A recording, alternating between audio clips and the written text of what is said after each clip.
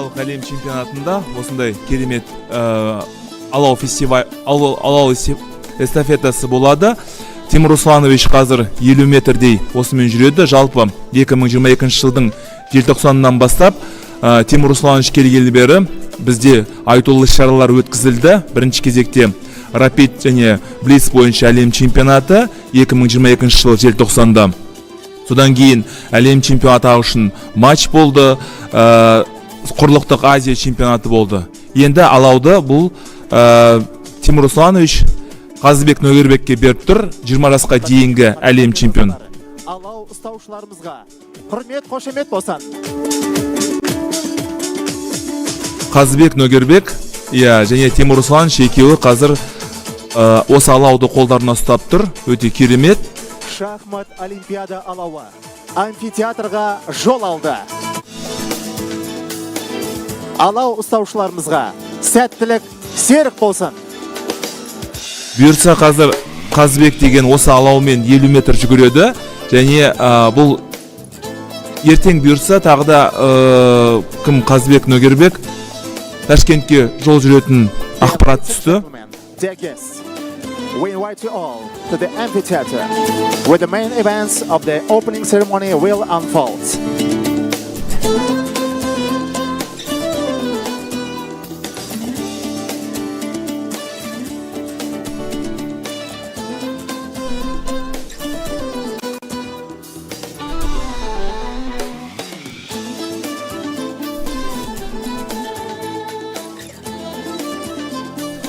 Қазыбек Нөгербек білесіздер 20 жасқа дейінгі әлем чемпионы атанды. Өте керемет. Бұрын соңды бұндай жағдай тек қана Дармен Қанатұлы жеткен еді 1998 жылы. Енді екінші рет осы үлкен жетістікті Қазыбек Нөгербек жеттік. Келесі адамға беріп жатыр. Дана Рейзница Озола. Эстафету получает вице-президент Международной шахматной федерации. Вот, она является бывшим министром экономики, бывшим министром финансов Латвии.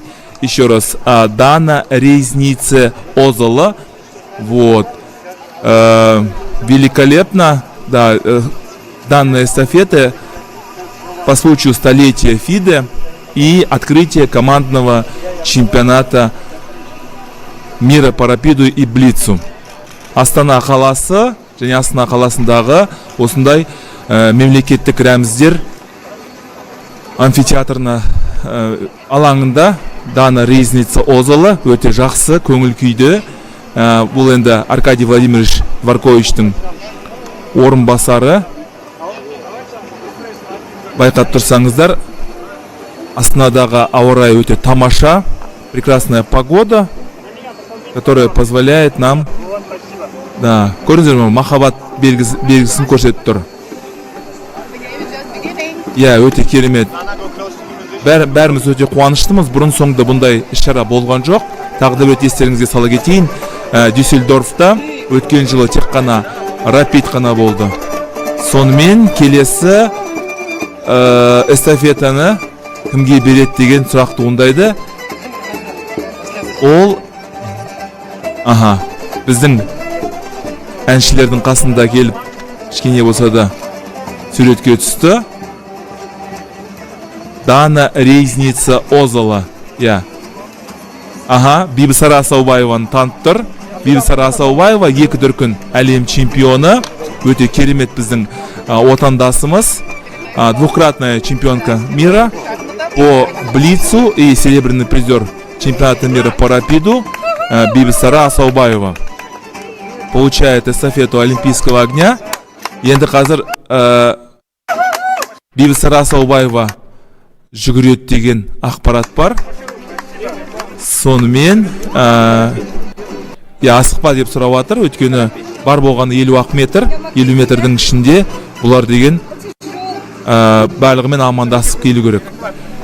39 команда қатысады, және жалпы Бибісара Асаубаева өте жақсы нәтижелер көрсетіп жатыр. Бұйырса ол деген жақын арада осы неге қатысады, әлем чемпионатына, содан кейін гран-приге, әйелдер арасындағы гран-приге қатысады. Бибісара Саубаева, кім екен мынау біздің камераны жауып тастаған? Оң жақта біздің Қазақстан шахмат федерациясының қызметкері Дархан. Да, Бибісара Саубаева. Итак, ее просят не торопиться, двукратная чемпионка мира. Она скоро будет участвовать в женском гран-при. Она еще является серебряным призером чемпионата мира по рапиду. Ага, сонымен бірталай адам жүріп жатыр. Ага, Берік Балғабаев мырза. Келесі кімге берді? Динклерен! Әлем чемпионы, немесе Қытай тілінде Литей деген өзінің аты бар. Өйткені Қытайдың аттары бөліп, мына Европаға және басқа да мемлекеттерге айтылатын аттар мүлдем басқа. Сонымен Динклеренға ұсынды. Енді әлемнің 17-ші чемпионы Динклерен осы алауды апарады. Ну что, 17-й чемпион мира Динклерен, ему передали эстафету. И сейчас он будет идти спокойненько. Вот. Ну что, после матча, к сожалению, Динклерен заболел. И как бы сам об этом в интервью рассказал Indian Express, о том, что у него такая была тяжелая ситуация.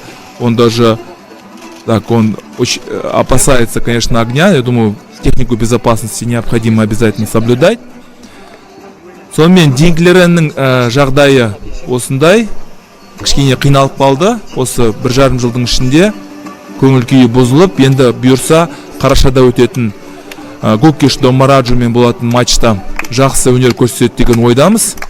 Артында Қазбек Нөгербек, Бибісара Саубаева, Дана Ризница Озыла және мына жерде оң жағымызда Берік Балғабаев. Келесі біздің ұстайтын ол Меруерт Камалиденова. Меруерт Камалиденова ұқсап тұр. Өйткені бұл енді күміс жүлдегер әлем чемпионатының, командалық әлем чемпионатының күміс жүлдегері, жалпы бетке ұстар азаматшалардың бірі Меруерт Камалиденова. Наша великолепная Меруерт Камалиденова.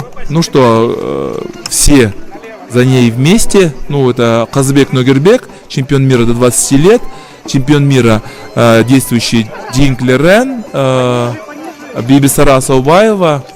Сонымен кішкене төмендеу орналастыруды өтініш білдіріпті, өйткені көрініп тұру керек деген сияқты.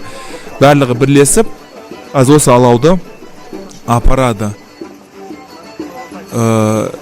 Меруерт туралы не айтамыз? Меруерт жалпы өте қызық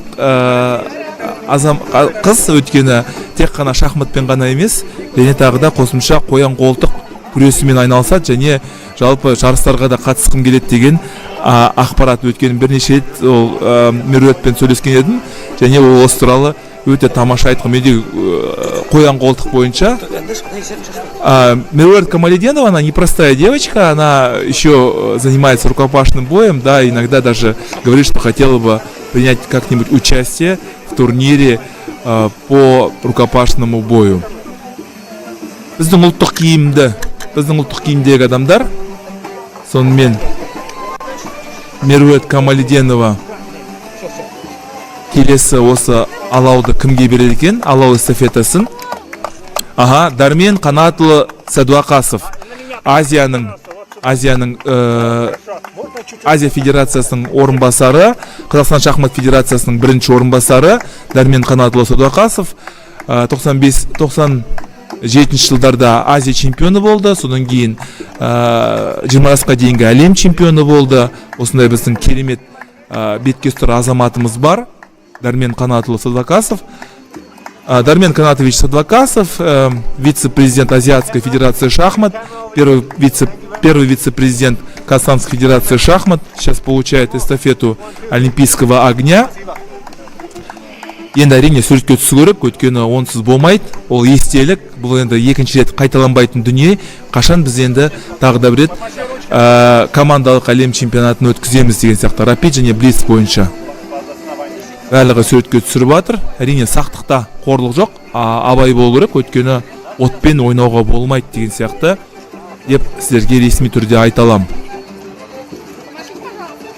Дәрмен Қанатұлына енді қол артында енді тағы да бір ескертемін, Меруерт Камалиденова, Бибісара Асаубаева екеуі де бірлесіп жақын арада шахматтық олимпиадаға қатысады. Ол Будапешт қаласында, Венгрия мемлекетінде өтеді.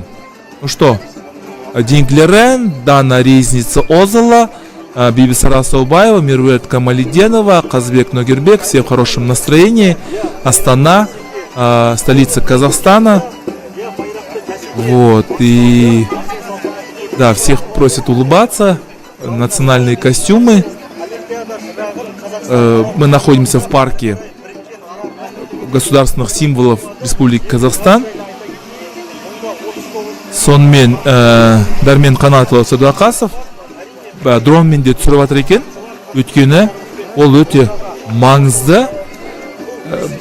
Байқасаңыздар артында тілшіде қосымша бір ақпарат беріп жатыр. Енді Қазспорт мүмкін басқа да телеарнаның қызметкері шығар. Берік Балғабаев, Халықаралық шахмат федерациясының президентінің кеңесшісі, сонымен Дәрмен Қанатұлы кімге алау эстафетасын береді екен деген сұрақ туындайды. 50 метр бар болғаны, бұған қатты жүгірудің қажет жоқ, жаяу жүрсе де болады. Қолым шаршады деп тұр ғой, я. Қолым шаршады, мынау деген оңай емес екен деп. Онымен жүгіру де бір бөлек әңгіме деген сияқты кішкене жаттығу керек. Сол қолын алды. Сонымен Дәрмен Қанатұлы Садуақасов. Енді тағы да бір ескертем, Астана қаласы, Қазақстан Республикасы, біздің елордамызда Дәрмен Қанатұлының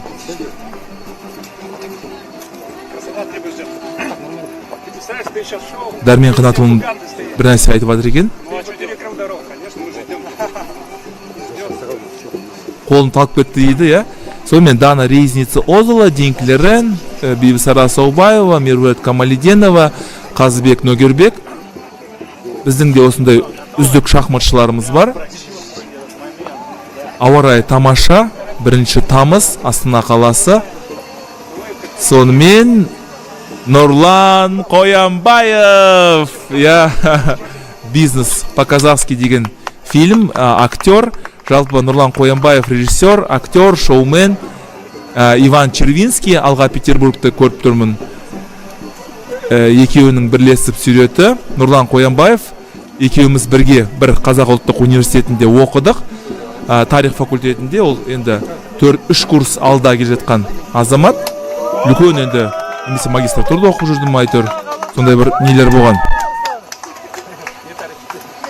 Нұрлан Қоянбаев, енді сіздер білесіздер, бизнес по-казахски, Бразилияда, Турцияда, содан кейін Индияда, енді әртүрлі жерлерде түсірілді. Жалпы Нұрлан Қоянбаев деген мықты азамат, ол мықты бір кездерде Қазақстан телеарнасында да еңбек етті. Тағы да бір ескертем, екеуміз бірге Қазақ ұлттық Әл-Фараби атындағы Қазақ ұлттық университетінде, тарих факультетінде оқыдық. Енді актерлық кішкене өзінің қабілеттерін көрсетіп жатыр. Неге Терминаторды есіме түсіріп тұр. Ну что, Нурлан Қоянбаев, замечательный актер, шоумен. Мы с ним учились вместе в Казахстанском национальном университете имени Аль-Фараби, вот, на историческом факультете. Он сейчас вспоминает изображает Терминатора, да, ну все, думаю, знают его бизнес по-казахски в Бразилии, в Турции, ну и в других частях. Сейчас он будет одним из ведущих людей. Так, все хотят фотографироваться, все хотят запечатлеть этот замечательный момент. Итак, сонымен кімге берді? Сағымбаев Абзал Екрамбекович, Астана қаласының шахмат федерациясының басшысы және Даму Development Group компаниясының іргетасының қалаушылардың бірі деген сияқты. Тағы да бір ескертем, Сағымбаев Абзал Екрамбекович, Астана қаласының шахмат федерациясының басшысы, үйлестірушілердің Алға Петербург, Иван Червинский, ұмытпасам. Енді Абзал Экранбековичтің жұмысы өте тамаша. Астана қаласында өте мықты шахматшылар өсіп жатыр. Және мына Қазбек Нөгербекте және Меруерт Камалиден осылар екеуі де Астанадан. Енді Бибісара Саубаева Тараздан, Таразда да бір кездерде болсын Астанаға көшіп кетті деген сияқты. Осы Сағынбаев Абзал Экранбекович, оның орынбасарлары бар. Ұмытпасам, ол Дана Акитаева, Дана Тулеева Акитаева және Ержан Жақсылықұлы Шакенов. Мына осы Меруерт Камалиденованың және Қазбек Нөгербектің бапкері осы Ержан Жақсылықұлы Шакенов мырза. Ну что, это Абзал Экранбекович Сағынбаев, президент Федерации шахмат города Астана, учредитель компании Даму Development Group. Вот один из факелоносцев это Казбек Ногербек. Так он передает. Это Закиева Динара Болатовна, уполномоченный по правам ребенка Республики Казахстан.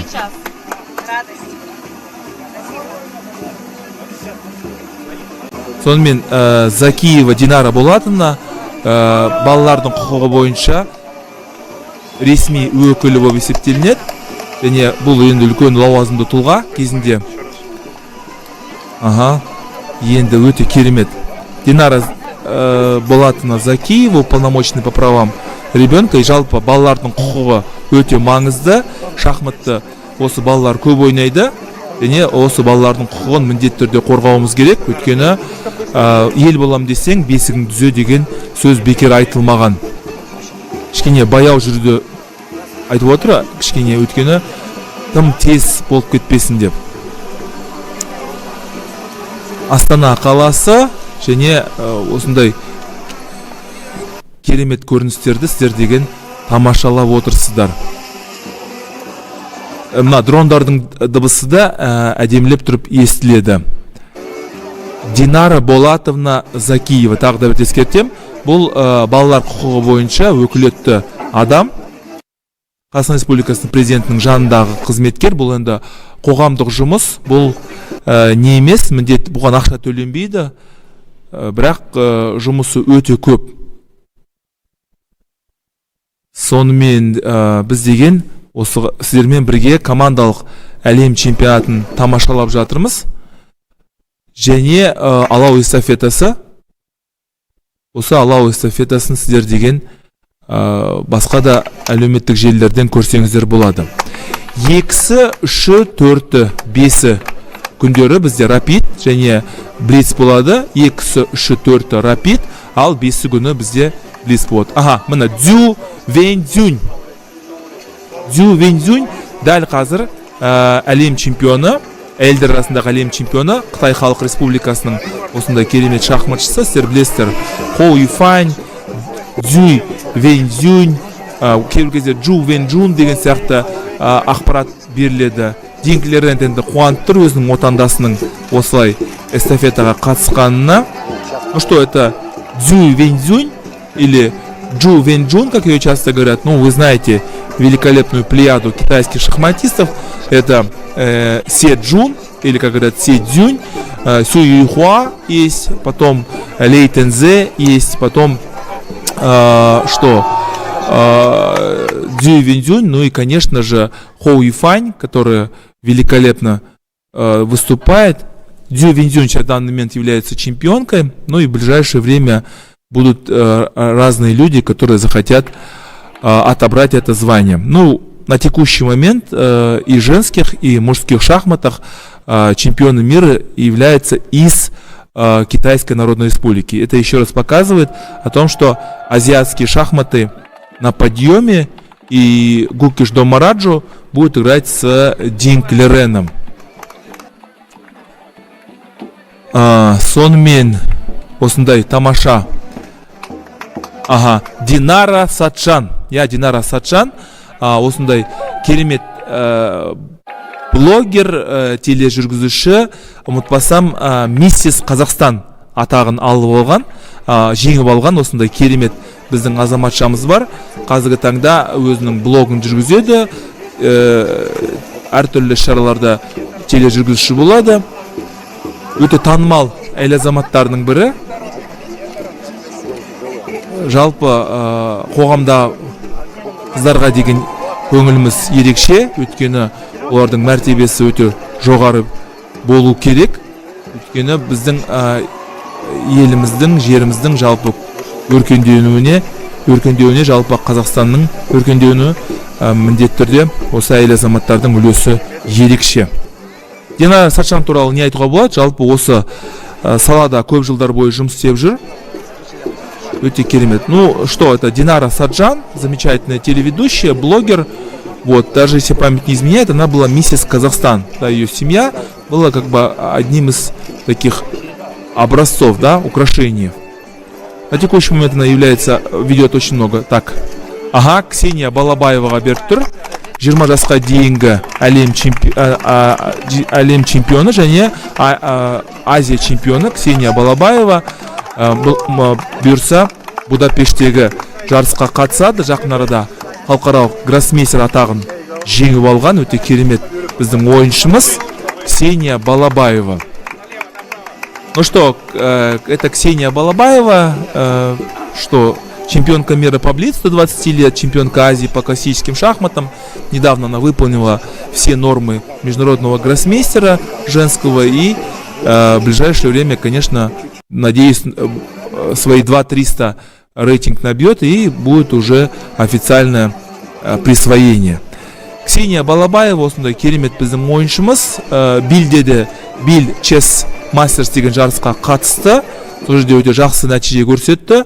Жалпы біздің барлық ойыншыларымыз қазіргі таңда өте жақсы нәтижелер көрсетіп жатыр. Жалпы сіздер естідіңіздер, 200 мыңға жуық адам осы шахматпен айналысады және білім берудегі шахмат жобасы аясында осы 200 мың адамды 400 мыңға жеткізу деген жоспарымыз бар. 2023-2027 жылдарға арналған бағдарламаны етті. Аха, біздің келесі неміз ол Алуа Нұрман. Алуа Нұрман бұл енді жақын арада халықаралық гроссмейстер болады деген ойдамыз. Бұл да әйелдер арасында құраманың мүшесі Алуа Нұрман және өте мықты шахматшы. Жалпы Меруерт Камалиденова да, Бибісара Саубаева, Ксения Балабаева және Алуа Нұрман да міндетті түрде осы Будапештте болатын олимпиадаға қатысады. Будапешт ол Венгрия мемлекеті, жалпы мадиярлар немесе Мажарстан деп айтады. Сіздер білесіздер, жақын арада 45-ші олимпиада болады және осы құрамаға осы Алуа Нұрман әйелдер арасындағы құрамасына кіреді. Сондай біздің керемет жас ойыншымыз бар. Асықпай келе жатыр, өткені суретке түсіру керек деген сияқты. Бұл есте қаларлық күн. Алуа қобалжып тұрған сияқты болып көрініп тұр маған. Мүмкін, мына несі алау ауыр ма екен? Мне кажется, этот эстафета, сам факел тяжелый, и она как бы с определенной сложностью его поднимает. Да, потому что пришлось ей с 2 руками это осуществлять. Ну что, Алуа Нұрман замечательная шахматистка, член сборной Казахстана, женской сборной, и Ксения Балабаева, и Бибісара Саубаева, и так, вот они все являются, Алуа Нұрман тоже являются, они скоро поедут на шахматную олимпиаду. Сонымен Алуа алға қарай жылжып келе жатыр. Алуаның осындай өзінің мықтылығы бар. Командалық рапид және блиц бойынша командалық әлем чемпионатына ол да міндетті түрде бір құрамаларға қатысады деген ойдамыз. Әзірше толық тізімдер қолымызға түскен жоқ. Кейбір өзгерістер болатын шығар деген ойдамыз. Алуа Нұрманның анасы әне видеоға түсіріп жатыр. Ең шетіндегі анау Қазақстан Республикасының туы бар. Қолында Қазақстан Республикасының туы бар. Өте қуанышты сәт, әрине әрбір адамға ондай мүмкіндік берілмейді. Тек қана қоғамның үздік мүшелері осындай. Алишер Сүлейменов Алишер Сулейменов керемет. Это принимает международный гроссмейстер, бронзовый призер чемпионата Азии по шахматам в 2023 году, который проходил в городе Алматы. Алишер Сулейменов — это первый казахстанский шахматист, который победил Магнуса Карлсена, да?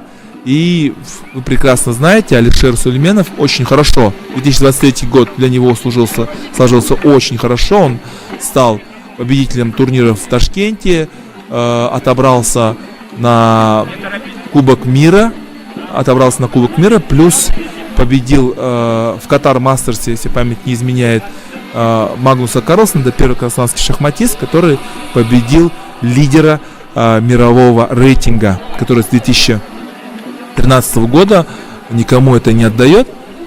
Алишер Сулейменов, сейчас он не просто занимается шахматами, еще дополнительно участвует в различных проектах.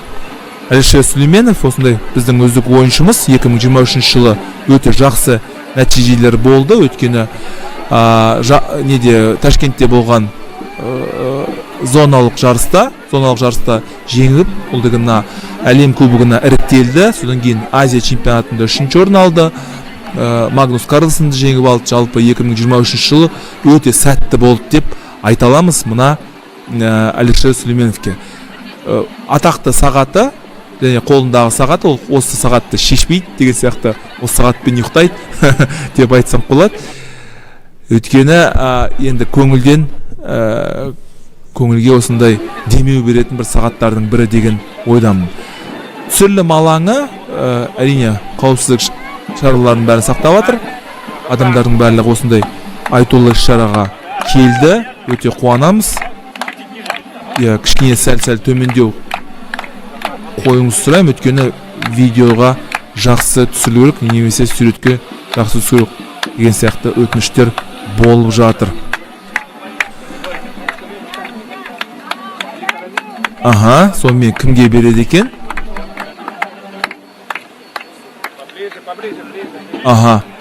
Күнсұлу Закария. Бұл Қазақстан Республикасының кеңесшісі, ғылым және инновация жөніндегі, және өзі ғалым, биологиялық қауіпсіздік мәселесін қарастырады екен. Итак, это Күнсұлу Закария, советник президента Республики Казахстан по вопросам науки и инноваций, ученый в области биологической безопасности. Жалпы биологиялық қауіпсіздік өте маңызды. Сіздер бұл туралы білесіздер. Жалпы биология, химия болсын өте керемет пәндер біздің мемлекетімізге өте қажет. Себебі техникалық білім егерлері бізге жалпы технологияны алға қарай жылжытатын осы қызметкерлер. Өзі ғалым және Қазақстан Республикасының президентінің ғылым және инновация жөніндегі кеңесшісі Күнсұлу Закария осы алау эстафетасын жалғастырып жатыр. Сонымен асықпай барлығы қол соғып жатыр. Тағы да бір естеріңізге сала кетейін. Дана Резница Озалы, Динклерен, содан кейін Сағымбаев Абзал Игранбекович, Тимур Русланович деген сияқты, Қазбек Нөгербек, осы Бибісара Асаубаева, Меруерт Камалиденова, Нұрлан Қоянбаев, барлығы осы алау эстафетасын Закиева Динара Болатовна, Дзюй Вензюнь, Динара Сачан, Ксения Балабаева, Алишер Сулейменов деген сияқты. Енді келесі осы эстафетаны кім қабылдайды деген әртүрлі ойлар туындайды. Сонымен бәрі дайын. Байқаңыздар деп жатыр. Дәл қазір Күнсұлу Закария осы байқаңыздар деп жатыр. Өткені енді жалпы мүдірместен болатындай. Міне біздің Али Тұрғанбеков жүзу бойынша пара спортсмен, әлемнің 3 дүркін чемпионы. Жалпы қайсарлық, жалпы мүмкіндігі шектеулі болса да бәрібір ішіндегі рухы мықты, иә.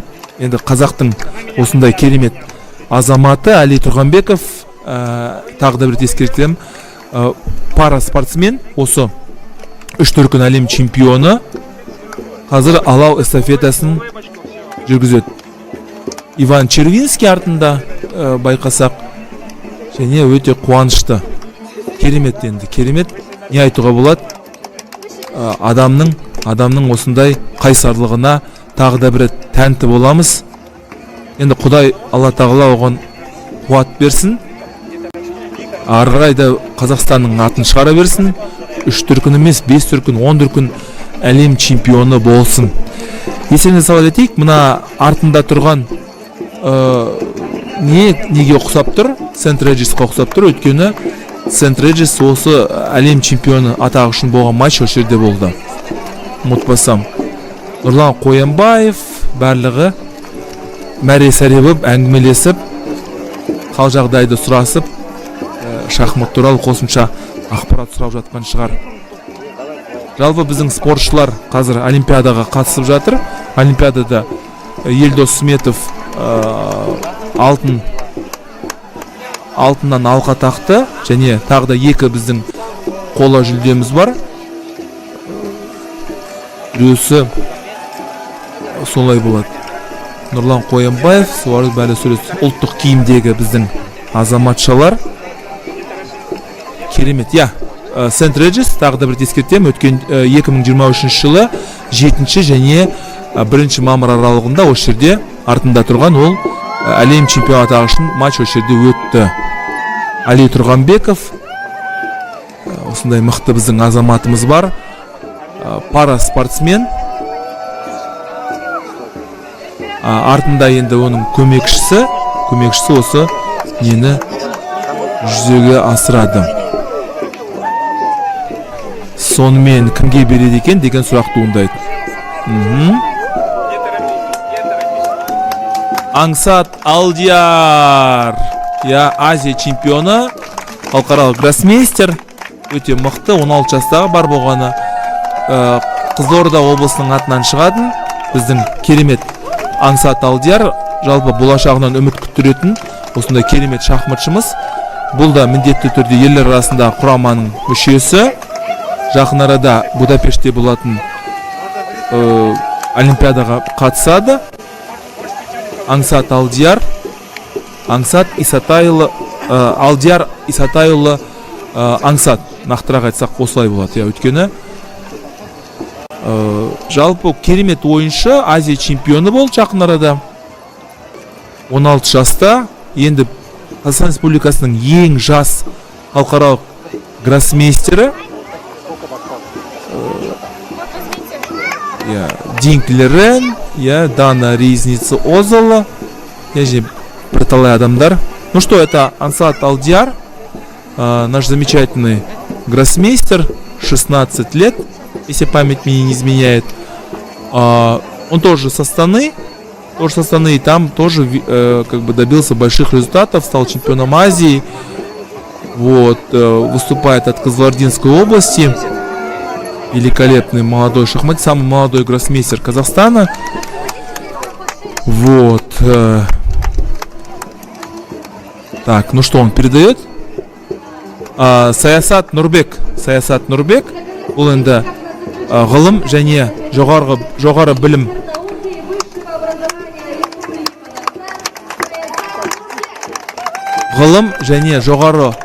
білім министрлігінің басшысы Саясат Нурбек, осындай керемет азаматымыз бар. Ғылымды және жоғары білімді дамытып келе жатқан. Бірақ енді бұл мемлекеттік қызметкер болғаннан кейін костюм, шалбар міндетті түрде осылай киет деген ойдамын. Ақырындап ол амфитеатрға жақындап келе жатыр.